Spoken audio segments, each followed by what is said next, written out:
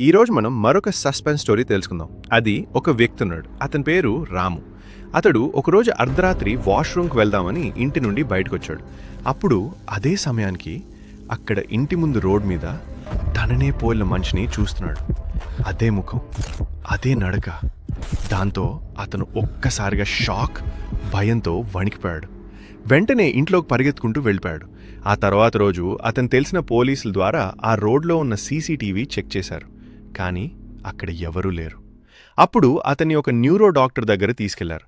Doctor చెప్పిన నిజం ఏంటంటే, ఈ రాము రోజుకు 16 గంటలు ఫోన్ చూస్తున్నాడు. నిద్ర లేకుండా ఎక్కువ సమయం ఫోన్లోనే గడుపుతున్నాడు. దాంతో మెదడులోని ప్యాటర్న్ రికగ్నిషన్ సిస్టమ్ తప్పుగా పనిచేసి తన ప్రతిబింబాన్నే ఒక మనిషిలా సృష్టించింది. దయ్యం కాదు, భూతం కాదు. ఇక్కడ మనం తెలుసుకోవాల్సింది ఏంటంటే, నీ మెదడుని నువ్వు విశ్రాంతి ఇవ్వకపోతే అది నిన్నే భయపెడుతుంది.